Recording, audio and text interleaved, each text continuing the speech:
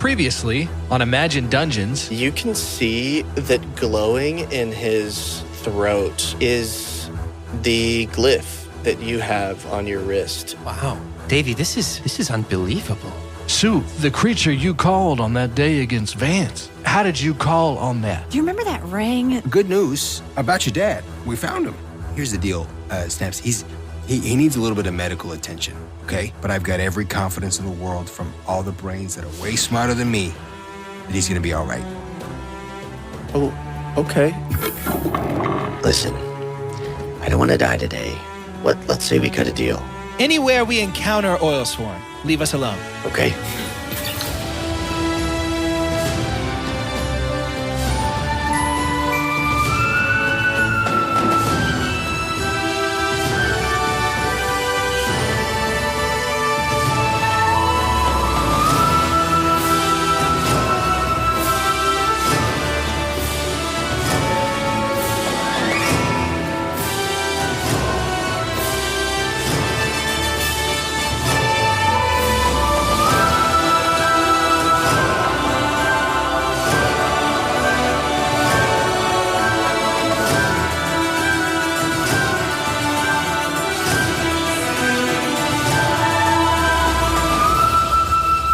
Okay, well, as the party makes their way back to the hole in the wall, it is nighttime.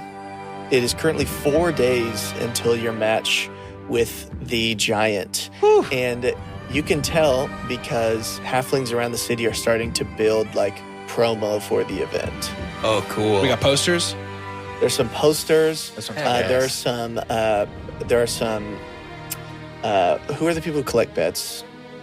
Bookies. There are some bookies like collecting people on the street. Cool. If you overhear the discussion, it does not look to be in your favor by just like the normal people on the street. Just how I like it. Well, I guess they didn't listen to season 1 then. And that's on them. That's their That's fault. on It's them, free. dude. It's free on iTunes and Spotify and Overcast. They're already Rate listening. 5 if they're stars. listening right now. Would be crazy if this was somebody's first episode, huh? It feels I like my think- first episode. It's been a while. It feels like mine too. I think the frat party episode should bring people in. Yeah. Okay, another thing you see is that there is a group of halflings protesting outside of one of the plateau buildings. They're holding signs that say things like "Down with OQ," signs like "The Talenta Plains are for the Talentans." Don't love that. "Don't steal our culture." "Dinosaurs are not for war." Things such as this. Does anybody interact with the protesters, or are you like about to die trying to go to sleep? Do we know what OQ is? Glint, you would not, but one of the people I think have drawn the face of somebody that I think you would recognize, and that person is named Merity Bramblecrank, who, when you lived here, when you lived here, this would have been like an up-and-coming, rising inventor in Gatherhold, who specifically specialized in things like Warforged and magical items. And I'm to assume these protesters are anti-Bramblecrank? Yeah, it's like her head is in like a circle and there's like the red cross on it, or the red X. Uh-oh, a Ghostbuster. She got turned into a Ghostbuster sign. Exactly. How do I feel about that? I mean, obviously Glint, I think when he lived in the city, was a budding inventor. Was Bramblecrank? Is it kind of like a fall from grace type of thing with Bramblecrank, or Dr. Frankenstein situation? Based on the conversations you hear, just people yelling and shouting about here, I think you would gather that it's possible, but it's more so that Merity has been using her brilliance to profit at the expense of the tribal lifestyle of most of the Talenta halflings. Okay, yeah. I think Glint's gonna see that and kind of shake his head under his breath. He's gonna say, "A brilliant mind gone to waste. What good is knowledge if it doesn't lead to greater empathy, right, Fiddles?" Yeah, I got this. And I think Fiddles is going to shuffle walk over and just like yank on the sleeve of the closest protester and just kind of up to him, just, hey, just try to take the temperature of sort of this whole situation. How do you feel about the poor, taking care of the poor, the needy, the foreigner, and those with lifestyles different to your own? I think I don't know, 5'9" human man turns towards you and is like, "Hell yeah, representation in here. Thank you.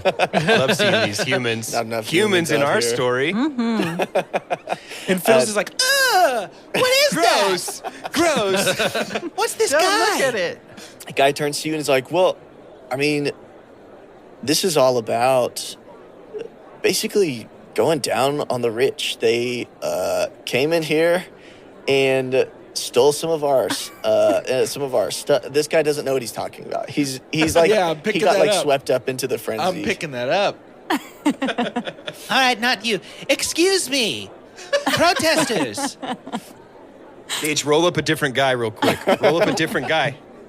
I think one person comes up to you. This person probably organized it. They have like sparkling stones on their shoulders, kind of signifying like this is a organizer. Yeah, like how organizers do.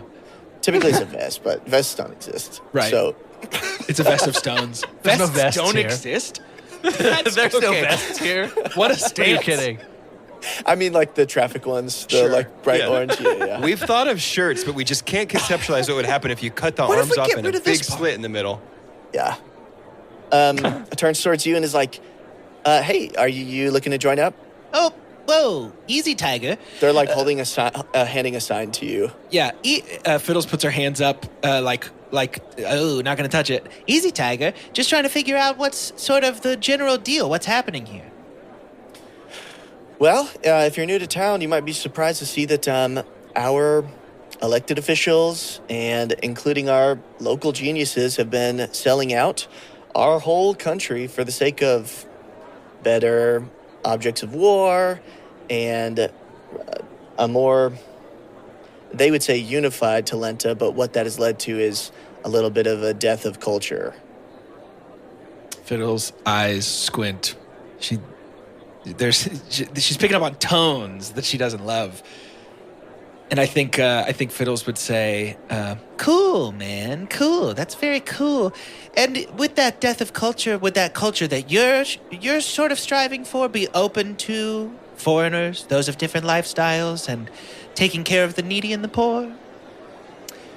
Definitely taking care of the needy and the poor. I think the problem that we face is that we are not a historical power of war.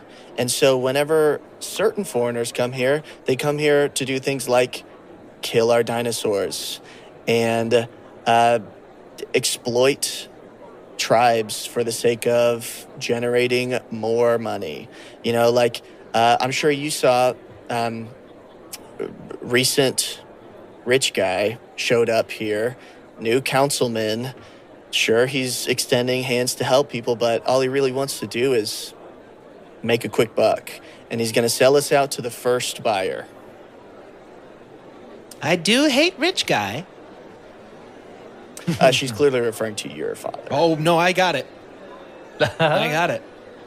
I do hate rich guy. I will say that. Look, I don't want to sign just because, gross, don't want to touch whatever sort of your whole thing is without really doing some real research and looking deep inside myself to see what my stances are. But thank you for keeping things so gray and not helping me make a decision in any direction at all.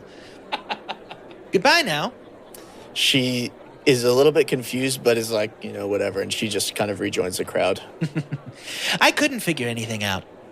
They don't like war, but they also don't seem to like people not from here. So Well, Okay. that's right confusing, I would say. I'm glad you tried, though.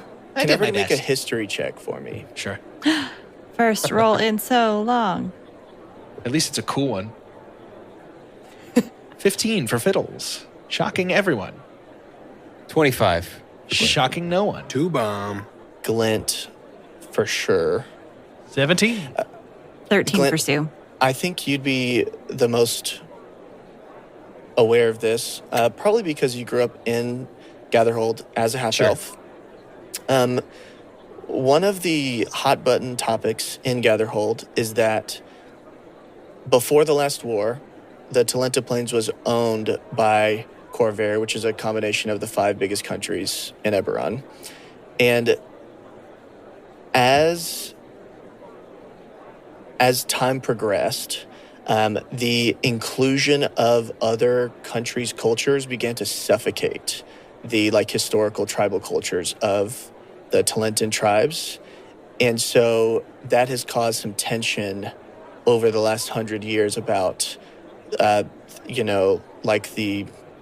different tribes' loss of land and ability to self-govern, so on and so forth. And so that's why they can be a little bit hostile to foreigners who are not there in good faith. But of course, it's hard to determine who is and who isn't. Sure.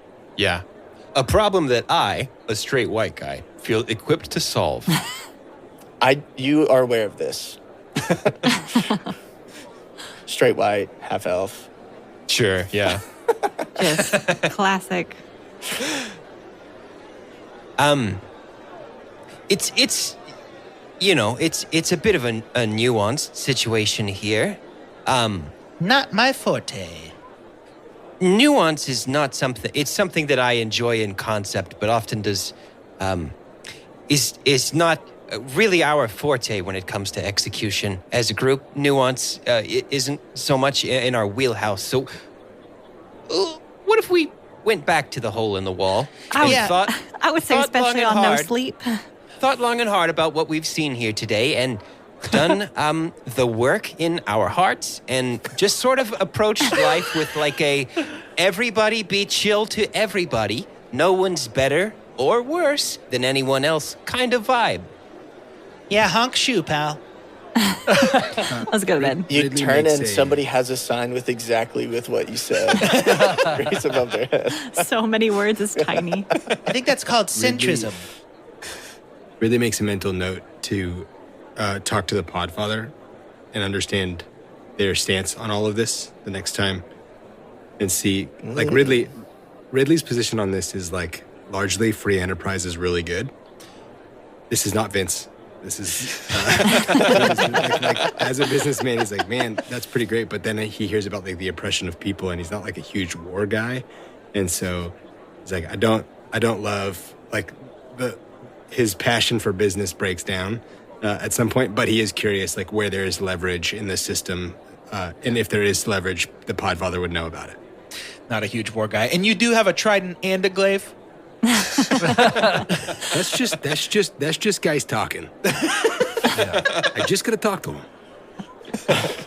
I do imagine this whole time, because Donnie is for protest. I mean, as an artist, I think he's down for people to just, if they have opinions, they can say what they want. So for a few of them, he's trying to get them on beat because they seem to be off with their chanting. Throws in a rhyme or two. He's like, maybe you should do this. And then, overall, I don't know if Donnie would ever consider himself a war vet, but I think he literally is. And so it's interesting. I think it's interesting that this comes up at this time when he's kind of in between identities. Sure. As you guys continue, you eventually make your way back to the hole in the wall. The Azers are in there cooking up a meal. And the innkeeper mentions to you that somebody stopped by and left packages for each of you. Are these suspicious packages? Like Santa Claus in Narnia?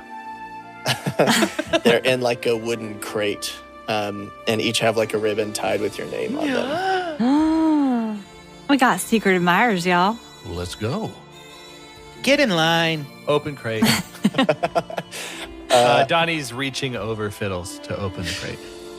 Fiddles, I in imagine line. I'm right that here. thing where you're like at the waist, teetering like down into the box, legs up. Her legs are just like up. Donnie, grab mine. As you guys open your packages, you found that they are customized jerseys for you to sport around the city over your armor. Let's go. The one day I decide to do standing desk again, I can't even stand up straight. It says big at the front, Wed Socks, and then on the back has your name. Of course, on one shoulder, it does say the Fontina Marina. Believe. And on the other, it says Seaweeds, which is the tavern that the Podfather operates out of. Amazing. Cool. That in the merch shop ASAP. Cool. Does anybody want to do something before they head off to bed? Does it come in long sleeve? Like a sun shirt? I'm just worried. Yeah, I'm worried. I think These about are all vests. It's kind of strange. burning. Some UPF 50 fabric. You poor fella. 50, is that what that stands for? Yes. Leadhead walks down the stairs, and he's wearing his jersey. Yeah, he is. It's like, oh, actually, I think this one might fit you, Glint. And it's like a under compression shirt. Oh, good, great. That's perfect. Thank you, Leadhead. Does Leadhead say captain on it? It sure does. Yes. There we go. Got a He's little like captain the armband band or something? Yeah. Yes. Yeah, the sleeve band. That's good. That's Okay. so good. Anything before you head off to sleep? I like to think that at this point, it's routine. I think as Donnie's walking to head to bed, the big stein of beer is sliding to like meet him at even same pace. I think him and the bartender have done this enough that he knows to reach his hand out and catch it right before it falls off the end of the bar, and he takes it to bed. Yeah, I was just going to say Yeah. Fiddle sits for a pint real quick. Just pulls up at the bar. What's our down. high C reserves looking like at the bar? I see he's looking good. I'm gonna settle down for a pint of high C. All right. This is non-Gold Dragon Inn, so they do have high C. High C is not an approved beverage from the Mark of Hospitality Halflings. Okay, I want to great. say Sooth fought for it to be included on the list, though. And I do appreciate that, Sue. Your tireless advocacy is a type of political action I can get behind. Oh man, I just lost all my words. I'm gonna try that again. It's hard being back, y'all. I've always got my eye on you. We'll make it happen. As you guys settle down to your last drink, I think you just overhear the normal news of the town, including that a bunch of airships recently landed in Gatherhold for some sort of global meeting happening. A conclave. Exactly, but if They're choosing a new pope. if nobody has anything, then you're good to go ahead and head to your long rest. Night time. Lovely, finally. Sleep. He's so sleepy. As you head to sleep, I'd like everybody to make a perception check. Oh, While I I'm can't. I'm sleeping? asleep. I'm asleep. I can't. Sorry, don't know how. Sorry, dude. Oh, jeez. Oh, jeez. That's a 16 for Sue, 13 plus 3. 17 for Don. 4 + 3, 7. Glint's deep asleep. 5 + 4, 9 for Ridley. That is a 2 - 1 for Fiddle. Oh, no. Fiddles is lost in her CPAP Oh, it machine. is a 16. It's just got bellows. Davy's in there pumping air into your lungs. Donnie, upon heading to your room, you would notice that somebody has been looking through your stuff. It is almost completely neatly put back, but I think maybe a drawer being left open, and you seeing that your stuff has clearly been rifled through would tip you off to this. You would hear the sound of strings, taut strings, as Donnie's looking around, rubbing his fingers together. to cue up a bolt of flame. And he's kind of looking around and only perceiving that someone has been in here, so there's no one in here now. Correct. Okay. Want to investigate and see if anything's missing, specifically like the drawer. Yeah, make an investigation check. Fair. That's the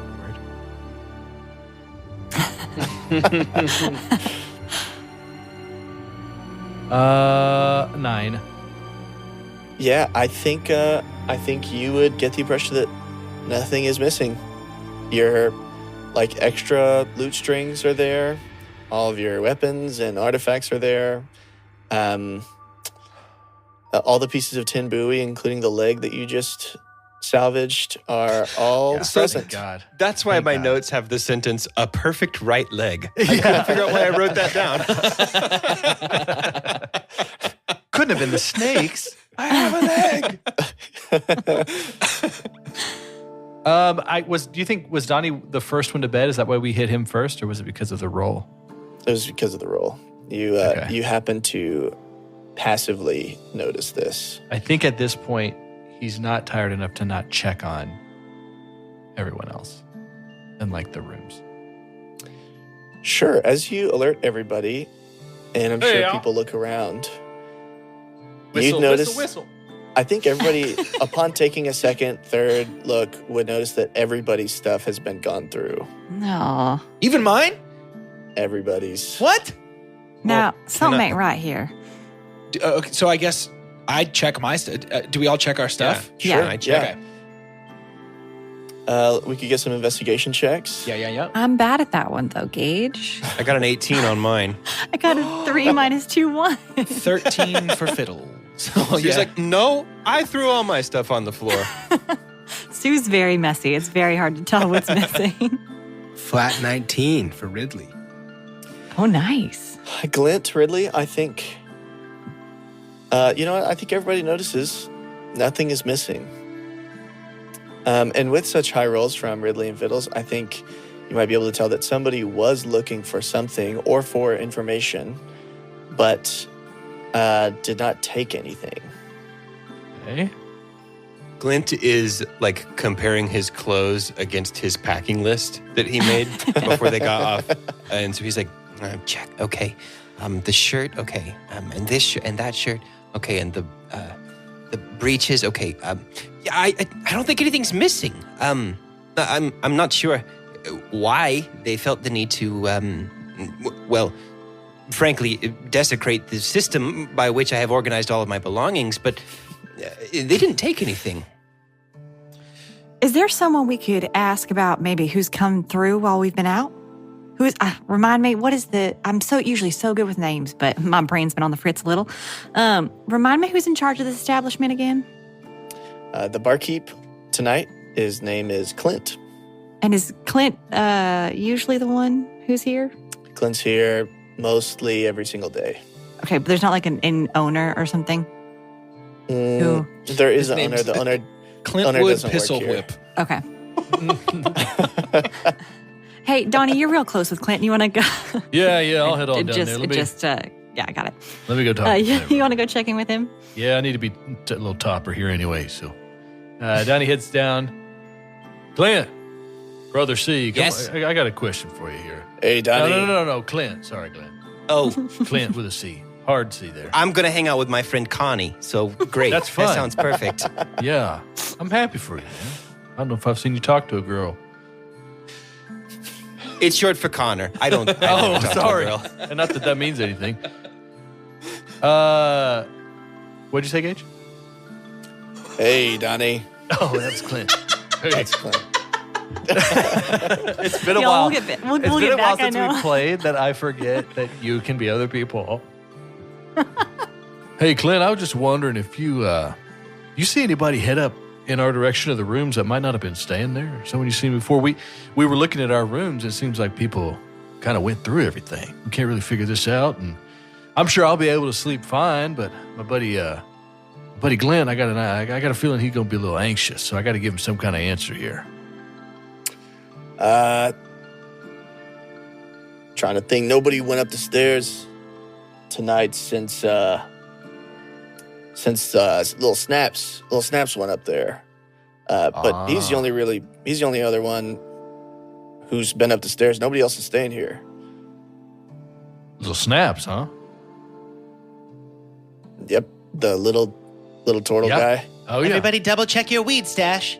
So, Eats a lot. right. Okay. Well, I appreciate that. You said, you know how long he might have been up there? He didn't come out with anything he didn't walk up with? No, you know, the other day he was wearing a lot of jewelry, and then he wasn't, and then he was again today. Huh. All right. Would you say you've ever seen anyone else around here be as interested in jewelry as Snaps recently? Nah, not since that other turtle brought y'all some kind of offer. All right. Well, okay. It's starting to work together here. Thank you very much, Clint. Appreciate you, man. Oh, and I'll keep my eye out. You taught me off here. Oh yeah. Thank you. And Donnie is giving, I think most of his money goes to street performers and bartenders. I think he's giving so much. I don't think he cares. He's just throwing so much money at Clint. I think he did before he even refilled his cup, and then he did it again. Yeah. Donnie wants to go talk to Ridley, if Ridley's available. Hey. Hey, Rid, you got a little time here? I know it's been a long day, but I just went down and excuse me, guys. I'm gonna talk to Ridley first, if that's okay. Just us. Thank you. I was talking to Clint, and it seems it's Snaps. It's been up in everybody's rooms up here. Oh no. And honestly, from what Clint was saying, it kind of sounds like he's lifting, brother. Was he ever a pickpocket type, little crafty dodger kind of turtle? No, not really. Not really. But hang tight. I know you and Clint are basically like brothers at this point, but yeah, right. Not to cast aspersions, but nothing's missing, right? Right. He said nothing was different about when he came up to look in our rooms, but there had been nights before that Snaps went up there and came out with jewelry on. And he said that hadn't been happening ever since he started working with old Pod Daddy. Okay. I just thought, I'm not looking for, solving anything. I just thought, as family, you'd probably want to know first. It's like if anything happened to Clint, I would want to know. You know what I'm saying? Exactly. It's the same. Kind of the same thing there. But, yeah, if you need me to talk to him too, I had plenty of friends that got into that kind of business, and I would never want to use scare tactics on old Snaps. I don't think that works on him, but I'm happy to help a little bit if you have to have a conversation. Yeah, it's probably a good idea. Let's go see if he's in. Can we go? Walk. I forgot we have to narrate everything we're doing. I think when you knock, so it was. when you knock on Snap's door, you can hear really loud, obnoxious snoring coming from the other side of the door. What's it sound like? Thank you. Yeah. Sounds like You a got it. bug. Okay, yeah, now That's now very I'm good. transported. Now I'm not even there. here in the real Yeah, world. somebody I'm make in tavern Eberron. music. Somebody. This little banjo kazooie tavern music for Well, you. it sounded like Dominic the Christmas donkey, but that's fine too.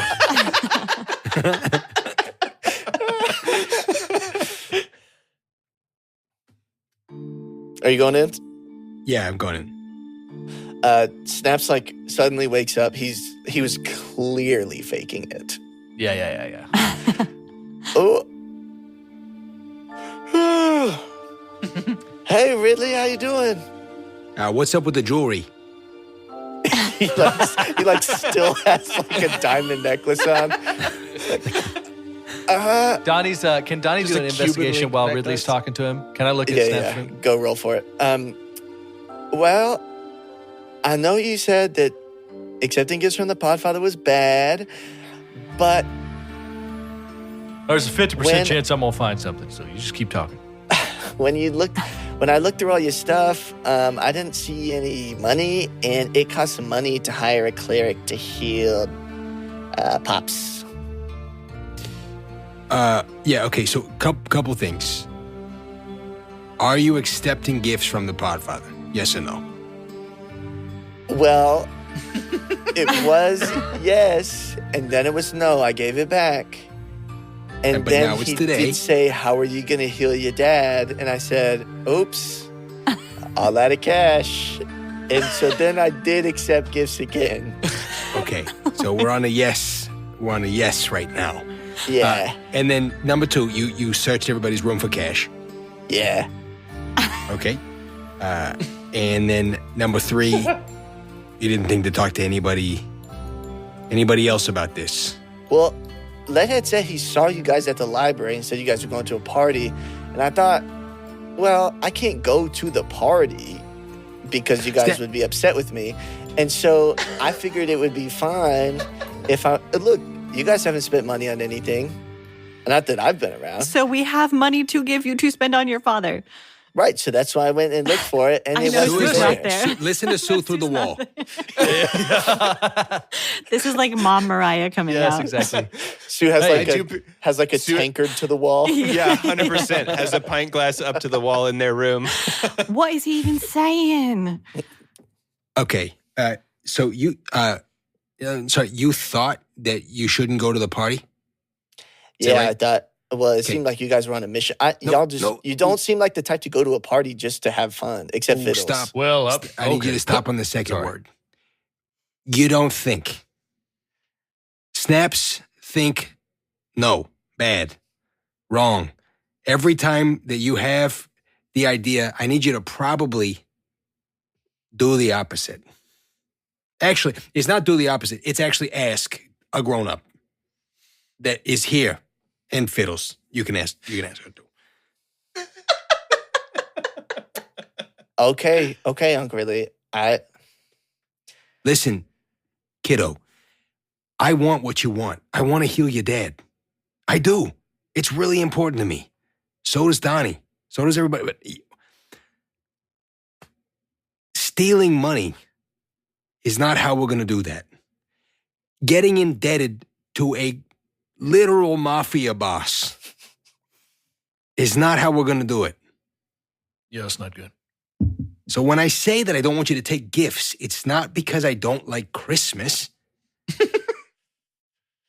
It's because maybe Ridley thought there's a few other layers here to be considered. Okay. I will stop accepting gifts from the Podfather. And There is another one coming tomorrow that I'm going to have to handle.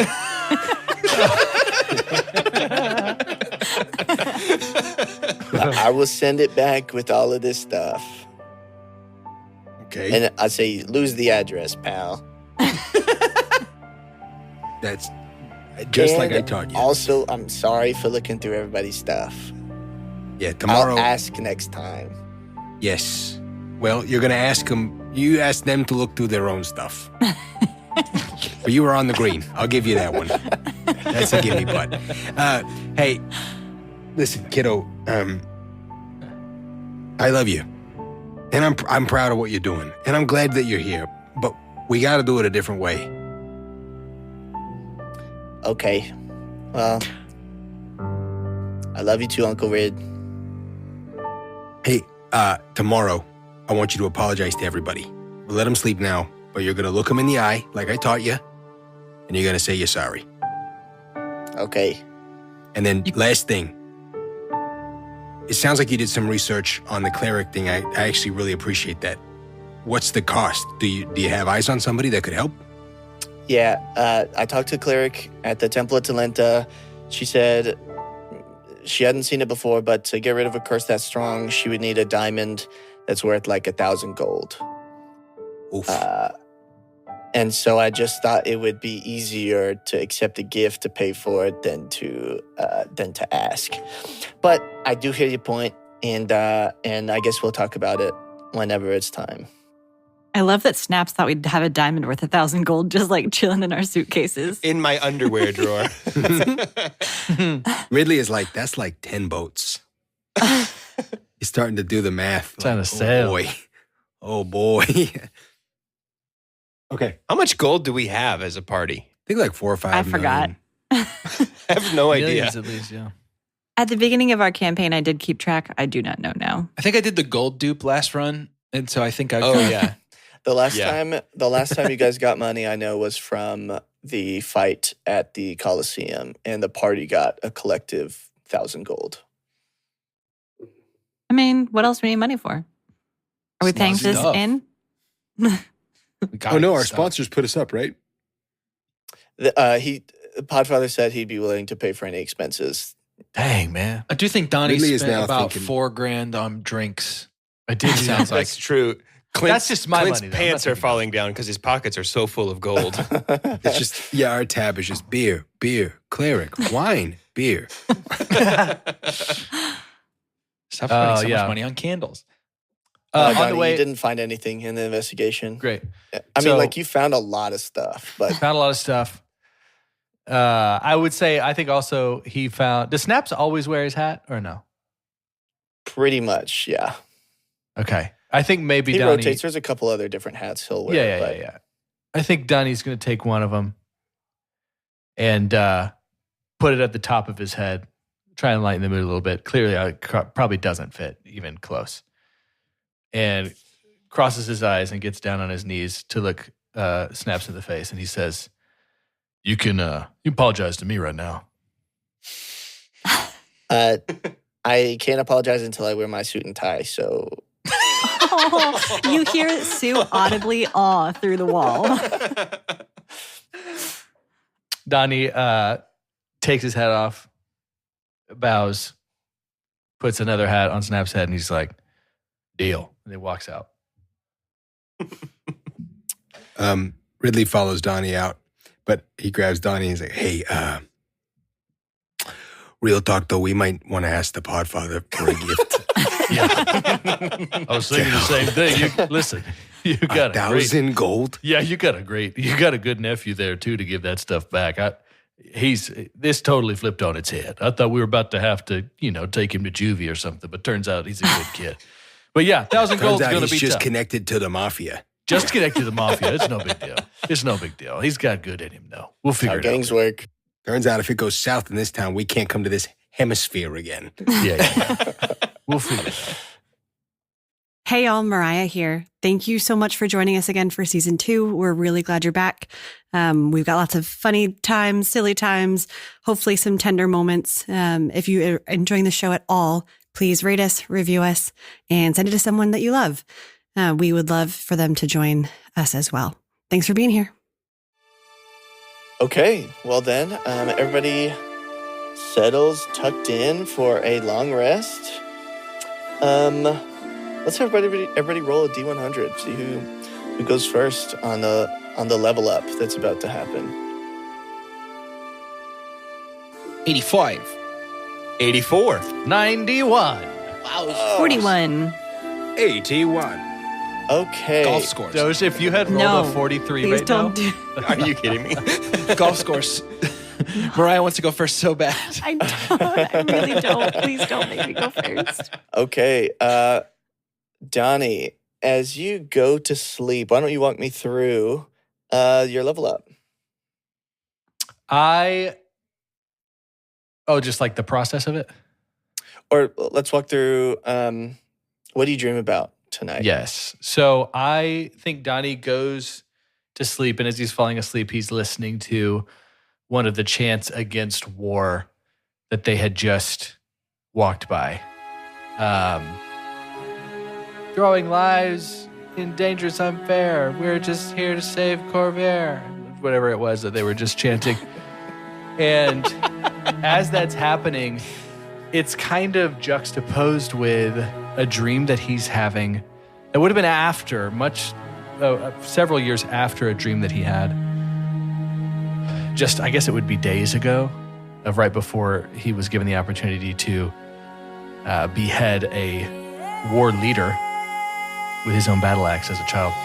And he's carrying that battle axe now, and he is running through the demon wastes, and he's still hearing that chant a little bit, and it starts to get overwhelming just to drum beats, and can't really tell the difference between his heart and the drum, and he's running through, and part of it feels good. He's navigating through swarms of foe, taking them out with a blow or two, and then he sees far off that he's getting closer and closer to the crag, and his heart rate is going faster and the beat is going faster, and he gives a big swing to a fiend that's even bigger than him, and it goes into its chest, and because of the carapace he can't rip it out, and so he gets a little frustrated and reaches to his neck, and then all of a sudden Donnie is towering over everyone around him even more, maybe some 20 feet. And then he looks down and he rips the axe out of the fiend's chest as it falls limp to the ground and throws it about 50 feet straight at the big fiend crawling out of the crag that clearly looks like the granddaddy of them all. And it doesn't really affect that fiend at all. So he starts to lumber over at a breakneck speed and jumps into the air, what feels like hundreds of yards away, rearing back his fist, going to punch this fiend and meet its fist with his huge, muscly, furry, hammy fist. And then he wakes up and he thinks of Jody in his mind. And the thing that he hears in his head is, but you already knew that, didn't you? And he's remembering going back. He's back now at her compound with all the animals everywhere. And he sees these smaller apes in a cage, and he's clearly just been staring at them with a pretty strange level of empathy. And Jody inquires, and Donnie starts to ask about their movements, and she starts to answer him, I think, but then says that same thing that he heard as soon as he woke up, because she looks at him and says, you already knew that though, didn't you? And Donnie now can polymorph. Whoa. This is something that would have been something he had access to a long time ago. That was something that was gifted him in the certain kind of rank that he would have in this army to fight essentially against hell. And the last time that he ever did polymorph was that moment that maimed him, that scarred his body and beat up half of his body, that all the scars run up, from his fingers to his back. And he kind of goes back to the drawing board a little bit more inspired. And the music that he was trying to put together that he didn't really have access to. Essentially, before Gage and I had a good conversation about this, we imagined that this would have been something that would have been like an amulet that would have given him access to this as being a member of this high-ranking member of this army. But it broke on that punch. And that kind of had been Donnie's lesson to never do this again, because it's also a part of him that is there's a bit of the thrill of war that he doesn't like. And so, but now getting back into these battles, I think there's a part of him that wants some of that temporary HP. And it doesn't necessarily mean that he wants to access it, but I think he wants to know how, and he doesn't have that amulet anymore. So he, as a bard now, is trying a way to conjure that up, and I think tonight is the night that he knew he could. And he's kind of taking that same beat that he heard in his dream and building off of that. All right. Fiddles. Yeah. I think at some point, like you have been doing the last couple of days, you go to visit Nandy. Well, I think Fiddles has started taking her long rests in the statue, in the action figure with Nandy, basically sleepover every night kind of vibe. Sure. When you pop in tonight, you tell Nandy a little bit about your night. The spell caused beer, gave her a couple tankards of ale. She hadn't tasted in a little bit. I was pretty grateful for that. And then put down your weapons. We need to do a little bit of sparring. And Fiddles rolls over and sits up, and her shoulders are slumped, and she looks at Nandy and she goes, I guess. I just feel like my heart's not in it. I really wanted to, fight that beholder. I just thought it looked fun. Well, you'll get it next time. Doesn't sound like you've given up. Yeah. You're Well, right. make sure you're ready. Fiddles stands up and throws her sword down and puts her dukes up. About to fight a god. Fiddles, where does magic come from? The heart of friendship. No, it comes from the gut. Oh, I like that. Show me what you got. And she's like flexing her abs, ready for you to hit her there. Fiddles winds up a full circle with her right arm and just slugs Nandy in the abs as hard as possible. Yeah, I'd say you take 4 points of bludgeoning Yeah, damage right. from that hit. Her fingers are Looney Tunes mangled. It's like, all right, now I've been liking how you've been sending these Eldritch Blasts as like fists of magic. That rules. Yeah, it's cool. We're gonna do a little bit of training because I feel like you can get a little bit more out of it. And she'll just start like throwing weights and plates and everything that she has like up in the air as you do a little bit of target practice with it. Yeah, Fiddles just like, pull! Just blasting fists. Okay, now it's your turn. You're gonna channel magic, and I'm gonna hit you in the gut. Fiddles lifts her shirt and bites it like F-boys used to do on social media and like flexes her abs as hard as possible. And she's with the shirt in the mouth. She's like, am I channeling it? Engage your core in everything that you do. Fiddle's eyes go wide and the camera zooms in on her enlarged pupils and you see like a montage of every time she's ever done a sit-up in her life. So there's like 15 or so. And like she's doing all 15 sit-ups. And as the last sit-up happens, she sits up into the camera and her pupil from the past becomes her pupil from the present. And she explodes with power from within her abdomen.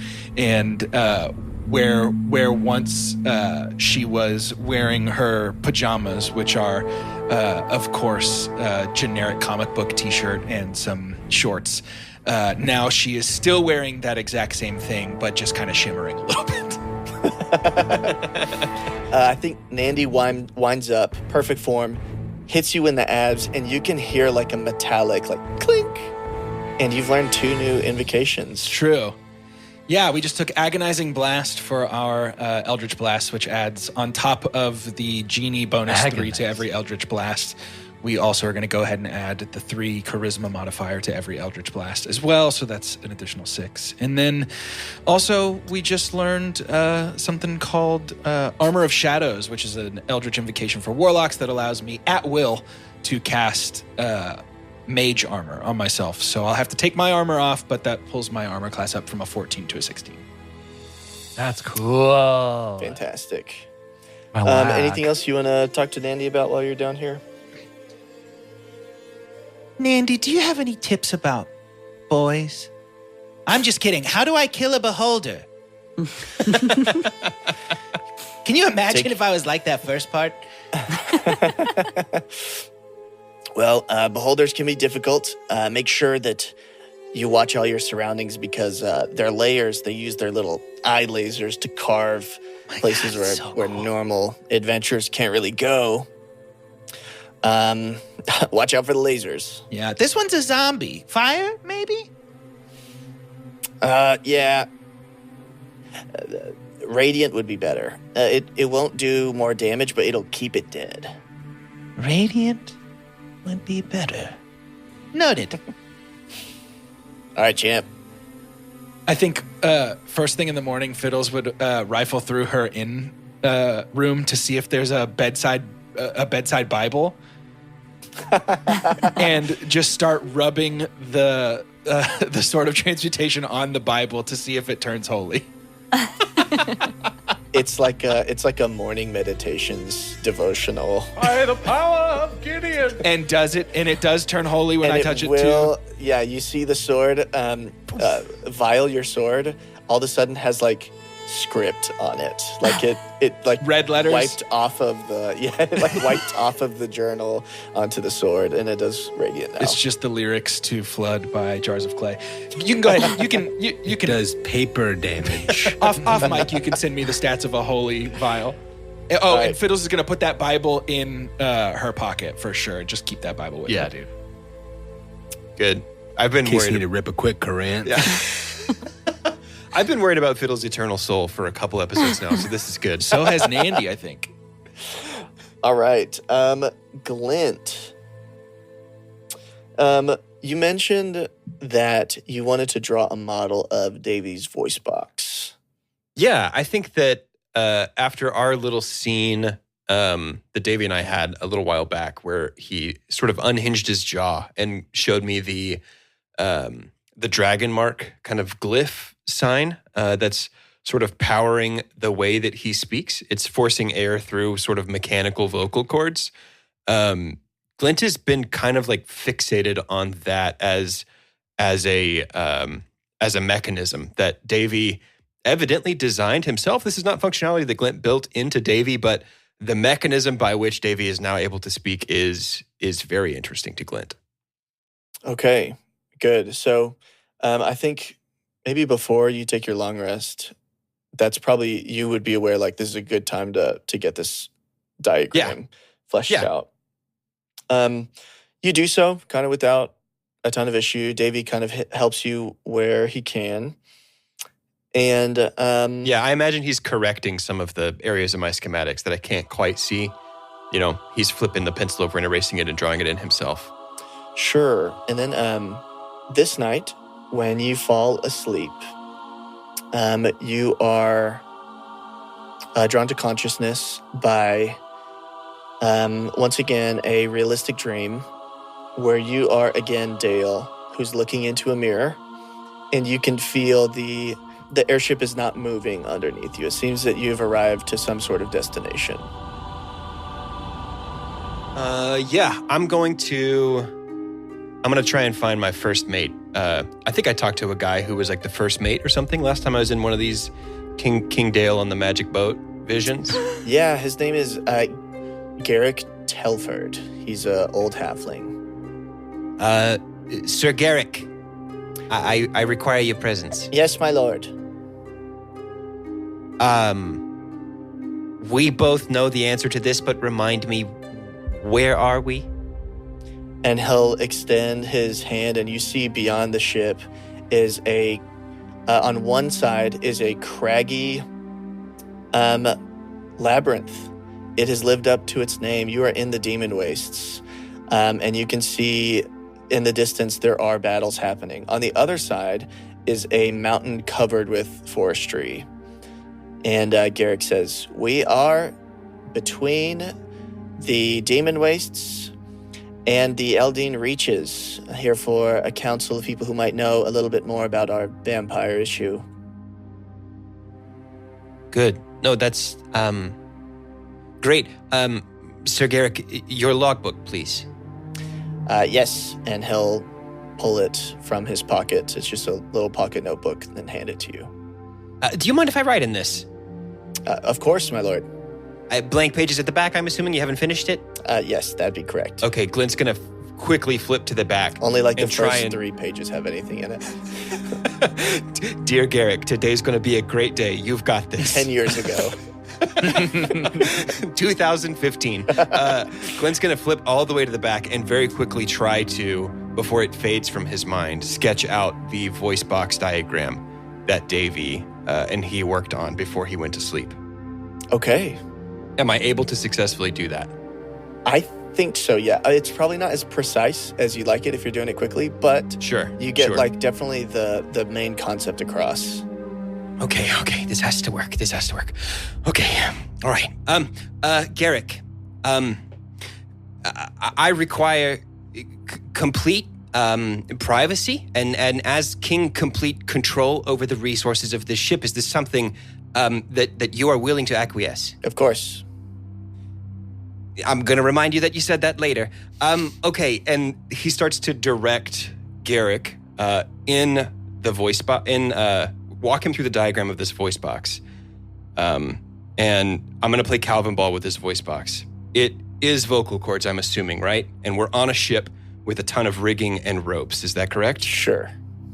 I would like to direct Garrick to direct my crew as King Dale to create a scale model of this voice box using the rigging and the masts as the different mechanical components of the voice box. I want to essentially turn the deck of the ship by stringing up all these ropes and nets and everything into a giant voice box.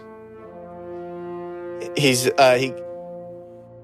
chimes in and is like, Garrick, I'm going to remind you what you said. You said I could do whatever I Sure. want, and I do have the metal hat with the spikes on it, and that makes me king, and I can't do it, right? Of course. I merely question if now is the best time to do it. We do have guests walking on in about 30 seconds, and you can see like down the ramp are two pretty distinct groups of orcs. One group is wearing pretty shamanistic clothing, and the other is clearly decked for war. I'll tell you what, Garrick, I'll meet with our guests. You continue work on our top secret royal project that I only trust my closest advisor with. He gives a bow, and he starts directing the crew. Okay, I'm gonna go see what's up with these orcs. What up with all these orcs? What's up with these orcs? There is like a council room underneath the deck, and everybody heads into there, and you notice that one of the groups, the group from the labyrinth, does have someone in like a cloth hood that they are leading, hands tied behind their back. Okay. Thank you for, I'm going to roll the dice. Thank you for responding so positively to my request for a council. Yes, we've brought the prisoner per your request, and they pull off the hood, and you hear a hiss and a lunge as a vampire has been brought into your council room. There you go. I see. And how did you pick up this prisoner? What was our friend doing before you threw the hood on their head? They've been consulting with some demons about making a ward. Now, obviously, that has some issues with how we run things out here, but it seems like Sure. they're trying to establish some kind of barrier. And the shamanistic group, one of them has been wearing this sort of like elaborate mask, and they take it off, and it is Lucius. Okay. It is interesting to find that you have discovered a vampire looking for a ward, as that is exactly what we found in our woods, was a vampire by the name of Tim Cannonfist, who has been seeking some sort of binding materials. Cannon fist. Yeah, that's this is not good. We don't like that they're doing this, right? Absolutely. This has major implications on all of our domains. Sure, certainly. Well, what do you propose we do then? Knowing the presence of these vampires in each of our domains, how do we act quickly and decisively to secure the safety of our citizens? I say we go on the offense. We can make our own wards against them, and then we can sort of push them into a corner of the world so that way they can't infiltrate us. Yeah, I see how that would work, but what would keep them from hopping planes? Sure. Perhaps there is a way to contain the threat until the day that... Until the time comes that we find a way to eliminate it? Is that what we're advocating for here? at least their leader. He seems bent on destruction. In fact, one of my scouts overheard that they've bound an angel in the Nightwood. And that has obvious threat level concerns that I think we should face head on. Whatever the course of action, it is not one that we can undertake this night. In my royal opinion, we should move to first contain the threat, and then perhaps our minds, perhaps smarter minds that will come many generations later and have friendly little robots that they go on adventures with, will be able to solve this problem. Contained, and he one of the orcs pulls out a large wooden spear and just stab the vampire there. Oh, you could do that too. You can do that too. Still a guy, still a person, and you did kill him on my boat, but you can do that too. Threat's contained. All right, and then the warlike orcs are like, all right, everything's been said here, and they get up to leave. And cool. Lucius, thanks for this. Lucius stands up and goes to give you a handshake. And when you respond, he pulls you in and says, Dale, I overheard that Cannon Fist has begun to hunt those who've known him in the past. This ward should be at the top of your priority list. It is a priority. Yeah, I think Glint's a little out of his depth here. It is a priority. He's still a guy, right? I mean, it's Cannon Fist, but it's still Tim, our friend. I think that Cannon Fist is gone after he killed all of our crew and has begun a crusade to achieve some sort of vampiric domination. If he's looking to jump to other planes or ward people out from something important to him, I'm afraid of what that could mean. As am I, Lucius. Thank you for letting me know. Of course, and they will leave. When you go up, Garrick is doing his thing. He is like a full orchestra at work up there.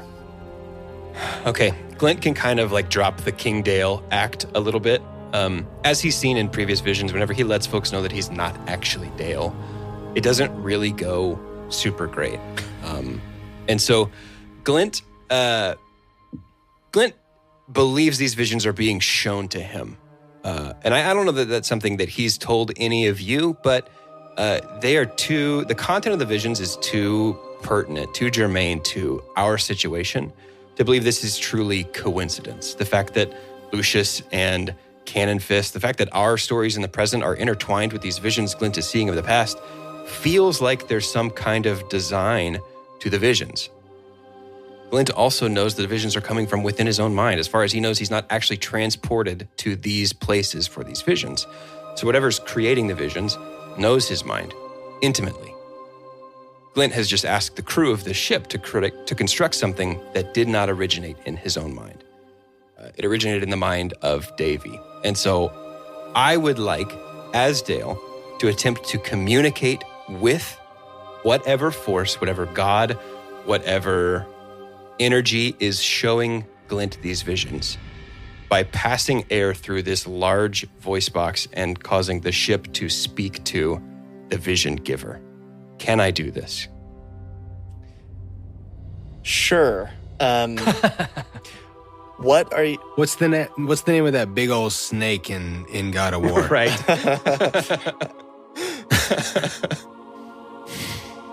What is said as you shout to the heavens? What the hell? Hey, what the hell? Hey, what the hell? What's going on? No, I think Glint is going to, as Dale, obviously use Dragon Mark to cast a large amount of wind through this big voice box. And he's just going to say, you have my attention. Can you please do the loud ship voice? Yeah, it's going to be like a, you have my attention. Yes. I think perhaps to your biggest dismay, you are not answered. Okay, cool. Maybe in frustration and maybe a lack of knowing what to do next, you retreat to your cabin, where you're probably fingers on the bridge of your nose, like frustrated. Pause in front of sit like that. Who would sit like that right now? Pause in front of the mirror. Maybe like splash some water on your face, and you notice whoever's on the other side of the mirror is not you. It's not Dale. It is Dale, but not the Dale I'm controlling. Right. And they say, "Who are you?" And you wake up. Great. For my level up, I took Flash of Genius. I thought that was real. Flash of Genius means that I gain the ability to problem solve quickly and think under pressure. When myself or another creature I can see within 30 feet of me makes an ability check or a saving throw, I can use my reaction to add my intelligence modifier, which is a +5 to that roll, up to 5 times per day. You regain all expended uses when you finish a long rest. So just a free little +5 boy. That's Very awesome. Good. Very good. We're going to win all the trivia nights. That's how you could raise money for that diamond, is just pub trivia. We're going to come by this honestly by using Glint's magic powers. Okay. Ridley. Sir. I think as you retreat into your shell for your long rest, Genbu, first of all, you find yourself soaking wet, and it smells like shitty beer.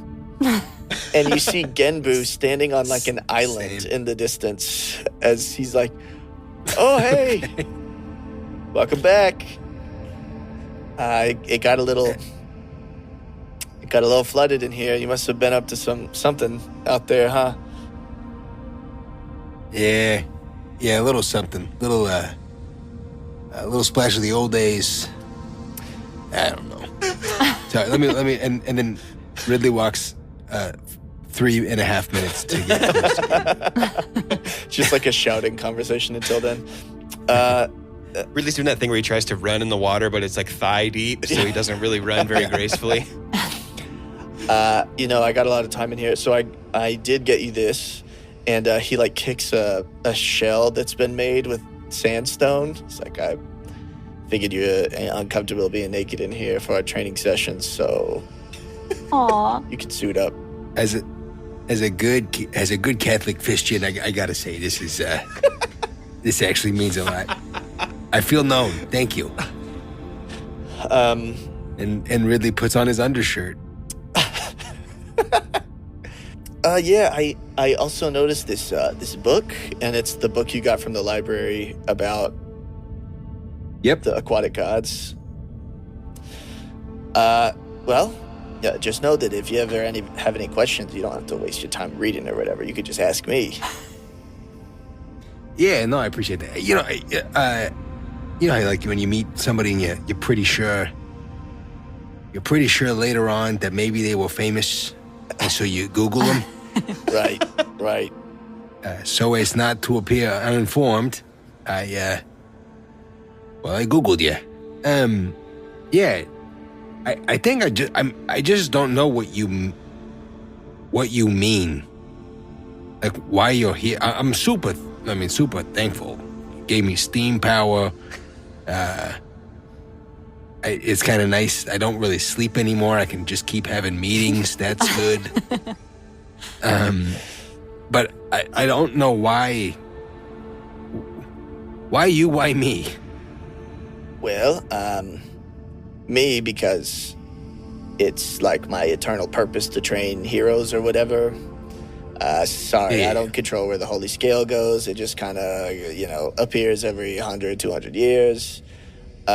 You found it, so you get me until you accomplish some, like, divine task or whatever, and then I'll bounce. You'll have your shell all to yourself again. So I don't know what that task is. Sounds like you're on, like, a mission or whatever, and so that's probably important. But until then, I guess we just train. Yeah. No. You came with the scale, but well, you took the book, so I didn't get... Oh, you can have it. I didn't read the prologue. No, you can have it. I don't need it. What about before you were a scale? What was that like? Well, you can see him kind of counting in his head. A couple thousand years ago or so, I was just like a sea turtle living in the ocean, and Cue like Randy Newman in the background. yeah, and Just a turtle. me and my pod of turtles came across a kraken that was doing some major harm, and so Y'all whistle at it? That works. You can do that. Well, I drew my trident and killed it, and I guess the like cosmic beings that be decided to appoint me as some sort of hero, and the pod went back to the turtles and told their little turtles, and then word just got out, and so that's just kind of how like the deity shit works. Like, people just find out about you and they're like, oh, I want to be like that guy. And so I'm sure like half of the stuff in that book is made up, but that's how stories work. And so now I'm just like, I just am, and I've just learned to accept that. So that's all about me. That's pretty sweet. You're saying that if we could play this game, we play this game called Spikeball in like 2 days. Oh yeah. You're saying I could become a god? Yeah. Enough people hear about you, enough people tell their kids, and it goes on for a couple hundred years. Yeah, you could, if you get your numbers up. Yeah, I don't know if I want that. I mean, this is it's cool to be on this side of this, but it's got to be weird being in here all It took a real long time to adjust. Like I said, I worked through it. I tutored a hero who had some therapy experience, and it's just my life now. Right on. Control what you can control, right? That's right. Attitude and effort. So I figured tonight, with all this extra liquid in here, we do some training on incorporating steam into your fighting style, if you're okay with that. Would love it. Beer steam. Beer It's gonna get real stinky in here. Sounds like a German heavy metal band. Yeah, beer steam. All right. Why don't you Perfect. explain the mechanics of your level up? So maybe at one point in the fighting and in the training, we move to like a grapple section of the fight. So weapons are tossed, and we're in a close-up grapple. And at some point, Genbu tries to get like a full lock on Ridley, and he just like a wet seal, just whoop, and just slips out of that lock. And Genbu cannot get a grip on him because he got boneless. I turned no bones, just a goop. So level 7 paladin, no bones. That's what it's about. No, so level 7, I get another aura, and I took the aura of liberation, which means that as long as I'm conscious, not incapacitated, the folks around me within 10 feet, including myself, cannot be grappled or restrained. Whoa, you got awesome. And you ignore penalties on movement or attacks while underwater. Wow. Awesomeness. That's cool. That's really rad. Very good. So lift. the beer steam forms into like little dolphin, in keeping with the mist of all the sea animals. I think it's just dolphins. I can't decide what looks slipperier, dolphins or seals. It's one of them. They both look pretty That's tough. slippery. They And, are pretty slippy, both of them. And Both make fun sounds. Or like when you put your hand up your own shirt, like the back of your shirt on a summer day and it's all slippery back there. Flop sweat. Such a specific example. It feels like a wet You seal. just wipe moisture off your skin. Everything but water, you know? But water. Nice. Everything It's like but butt water. water. You know what I'm saying? Butt water. And that's what leveling up is all about. That's what it's all about. But that's it. And then Ridley fires off just a second or an additional second level spell into the sky. I can do this now. As an extra spell slot. Got 3. Another one. Okay. He pulls out his Desert Eagle. Ridley casts Bullet. All right. Well, Sue, ending with you. I know that Sue has been studying some new ways to cook, and to last fight we're a little bit frustrated about the damage you were doing. Sue can't do much damage at all. It's real sad. She feels very bad about it. So why don't you walk us through what happens in your long rest? I think Sue is kind of sitting on the end of their bed, and I don't know about y'all, but like, do you ever like fidget with your rings? Mm-hmm. And so they're just kind of spinning the ring around their finger.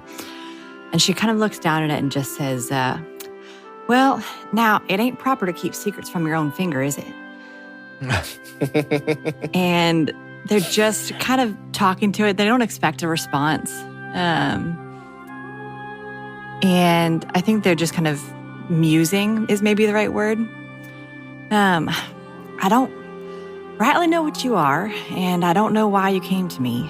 Maybe you're a guardian. Maybe you're something else.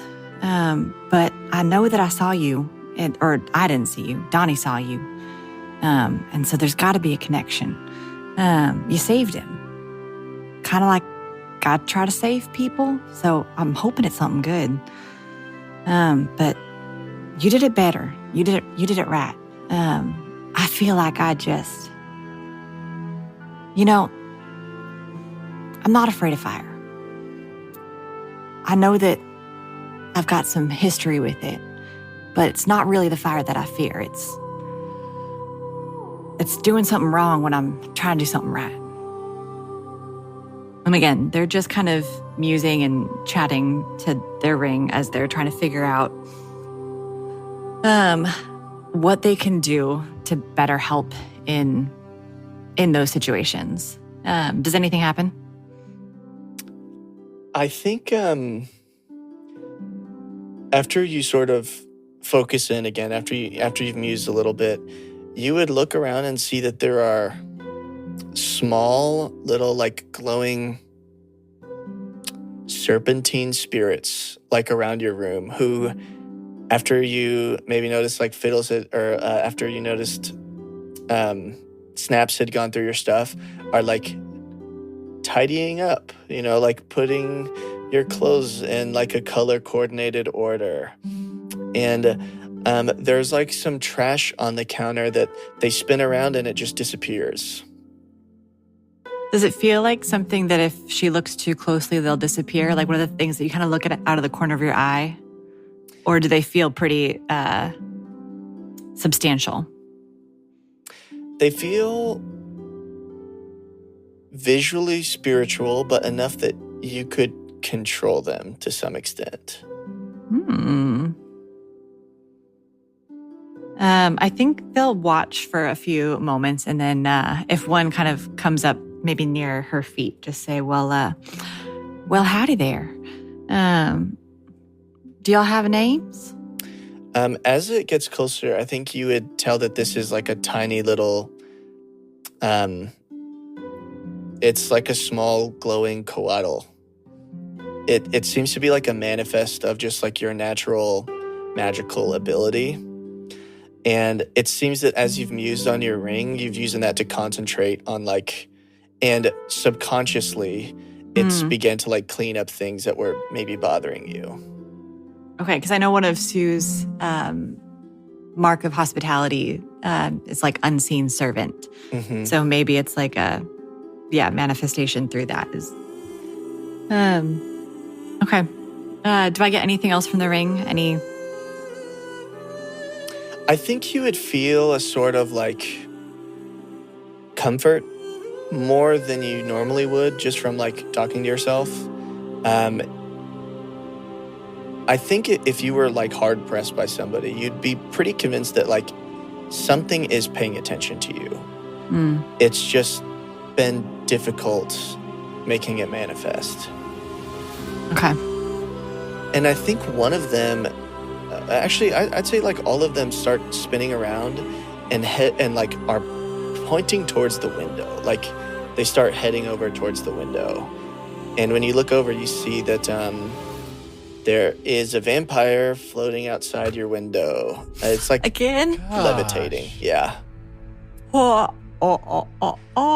Okay.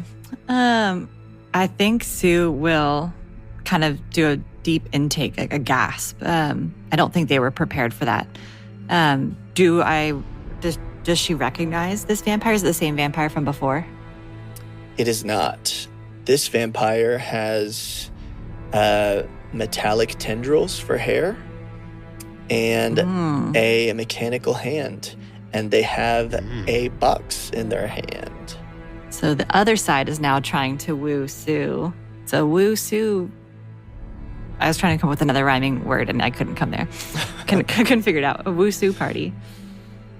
Can I roll insight? See if they feel malicious in nature? Sure. Wusu Ku? I did crit fail, but my halfling lets me not crit fail.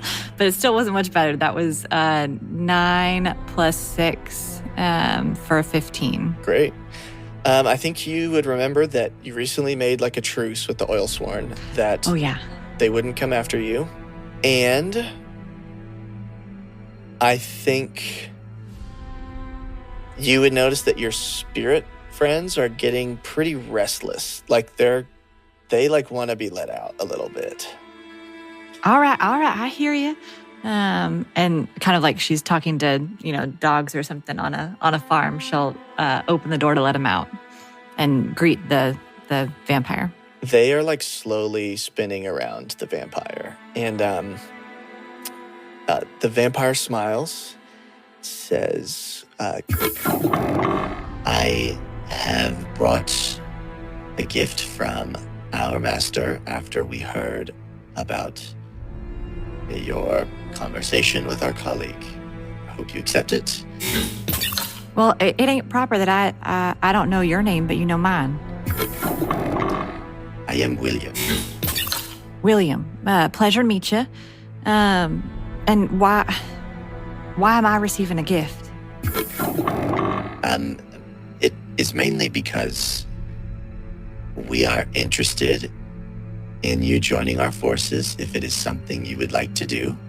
Of course, because of our recent truce, we will not be aggressive. And so take this gift. It is for your whole group, if anyone wants to accept. Particularly that glint would be interesting to us. But of course, do not let me interfere with the rest of your night. And I'm just rightly curious, because I've got a lot of vampires interested in me recently. This is maybe my third offer to become a vampire, and I'm not really sure why. Could you offer a little insight into why me? Well, we have drawn interest to you because of your connections to the city, as well as Fair. Some of your natural abilities. And I'm recently a damn found, good cook. That's for sure. We recently found a vampire who seems to be the beneficiary of that, and I must be honest, we are a little jealous. That leadhead. He's always talking me up to everybody. So it's just my good cooking and my good looking? We think you would be a prime candidate for the Oilsworn, yes. All right. I guess I'll bid you goodnight and See ya on another time. Of course. And he will pretty gently just like leave the box on the windowsill, and he floats backwards and waits for you to open it. Oh, am I supposed to open it in front of you? That does make me a little nervous. I always feel like I gotta have like the appropriate reaction, you know? Oh, don't worry. I don't worry about pleasing me. I just need to confirm that you opened the package. Well, that is an interesting way to put that. Okay. And Sue will very carefully, like, kind of crack open the lid of the box. You see some wires sticking out. They will open it a little bit further. Inside of the box is the head of the vampire that your group made an agreement with. Oh. And I think as you are startled, your like increased emotions cause these spectral coatls to flow around faster. And something magical is like calling to you right now. From the ring? From the ring, and it seems to be mingling with your like inner talents. What do I feel compelled to do? Make the vampire go away. Wonderful. I think Sue will, maybe it's as just a shock reaction to seeing a head in a box. They will instinctively use one of their new spells. So one of the spells that Sue took at 7th level, because that's kind of all Sue gets is new spells, is a 4th level spell. And is it 4th level? Yes. Guardian of Faith. And so maybe just instinctively cast Guardian of Faith. These coatls sort of like combine into one big one and just chomp down on that vampire. You can like hear its legs hit the ground below you. Oh, so it's gone. Mm-hmm. Sorry, William. Sorry. Wow. Okay. Do they disperse after that, or do they stick around? They stick around for a moment if you have something you wish to say or do. I think maybe just try and make eye contact and see if they feel like they are responsive to me. Like, is it a sentient creature that I've experienced before, or is it just a magical recreation of them? It is more of like a manifestation of the real creature you've seen before. Okay. But it does like make eye contact with you. You do feel warmth from it. But it does not have anything to communicate. Okay. Then I think Sue would just say, well, I'm right glad you're here. And gingerly kind of with like one finger shut the lid to the box. I don't think that Sue would chase or like wake everyone up to explain this. It didn't seem like they were malicious or hostile to us in the moment, and so It's going to be a nightly occurrence, it seems like, anyway. How often apparently. are we going to Apparently. Okay. And then, I think Sue will just kind of maybe throw a blanket over it so that they don't have to look at it while they try to fall asleep. Sure. Well, everybody gets their long rest. In the morning, when you go downstairs, Clint, the barkeep, is like, Oh, boy. hey, Glint, shady-looking fella came in here, left this note for you this morning. Clint. Cool name. What's the note say? Actually, just give it to me. I'll read it. I just dropped it to you in Discord. It's like a 4D ride. I got a text. Okay. Esteemed Glint, by decree of High Executive Merity Bramblecrank, Sovereign Director of Oasis Quantum, you are hereby formally summoned to attend a closed council regarding matters of substantial arcane and geopolitical significance. The meeting shall be held in the Ruby Hall of Accord atop the Tower of Crystals in Gatherhold proper. Your presence is both requested and recommended, as your insight into the Warforgery progression is deemed of critical import. Ceremonial attire is expected. Oh, no. You guys don't think the jersey counts. However, you are permitted to bear your ancestral attire and weapons, provided they remain sheathed within the hall. Please respond by bonded courier hawk or with accompanied whisper stone that appropriate arrangements may be made in tooth and fang. Merity Bramblecrank, and signed, of course, with all of her epithets. Wow. Oh, and these two as well. And he pulls out two boxes, one big, one little, and inside one is the automaton of a hawk, and in the other is a stone. Fiddles, I know you wanted to fight a beholder, but a meeting with a bunch of old guys. Yeah, this seems great. Oh, it's a science conference. It's much more interesting. Right up your alley, yeah. I didn't hear anything about a +5, so I guess Yeah. we don't get to go. Bummer. Interesting. Wow. Dibs on What the are you rock. gonna do? Well, we have to go. Yeah. You have to go. I didn't hear anything about your friends going. Sort of feel like. Well, this will be my last episode of Imagine Dungeons, and I'm spinning off into my new show, Glint and His Science Friends. Bazinga. See, like one thing falls out of the box, and it's like a +5 token. Oh, thank God. I thought I was going to have to go alone. Aren't you so Fiddles excited? hits her knees and screams up at the ceiling of the... Hooray.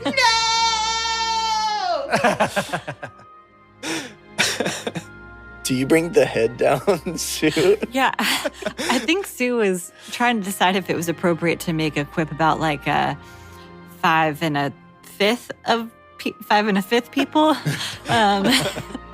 and open the box. let's do a quick head count. Yeah, something along those lines. Speaking of heads, I got another visitor last night, and they left us a little gift, and then were promptly eaten by our good Quaddle friend. And Sue will just kind of like gingerly open up the box and say, "I don't rightly know what this means." Oh my. Because this was also brought to us by an oil-sworn vampire. So I don't know where our truce stands at this moment, but it ain't looking good to me. No, it's not. Donnie's like holding the head up and like looking closer, like maybe even nose to nose. He's like, this one looks familiar. Yeah, I believe that's our good friend that we encountered down and made the original deal with. Ah. May, I believe her name was. Well, I guess the deal might be off. I don't know. It may be off. I'm sorry, that was in poor taste. I really didn't sleep well last night. Fiddles holds out a low with that- 5 for Sue. So we get to deal with that too. Just putting that out there. Everything's coming up us. I imagine in the middle of all this bad news would be when what's his face comes downstairs. Snaps. When Snaps comes downstairs in a full suit with like a bouquet of flowers, ready to apologize. And he's wearing like a bowler hat. So cute. And he stands on the stage where Donnie typically performs, and he takes his hat off and sort of rings it in his hands, and is like, I learned that it is not okay to go through everybody's stuff without asking, and so I just wanted to say that I am sorry, and that I will make everybody a big breakfast tomorrow to make up for it. Apology accepted, little man. And she's kind of like wiping her eye at how cute he Very is. kind of you. Ridley's in the back, but he's kind of like standing. He's like trying to mime, like stand up taller, back straighter. Fiddles snaps his hand, Like he's still and, coaching. bro hugs, and then in his ear is like, I'll teach you how to leave no trace later. That's perfect. Oh man. Does the bowler hat still have like a little snapback section?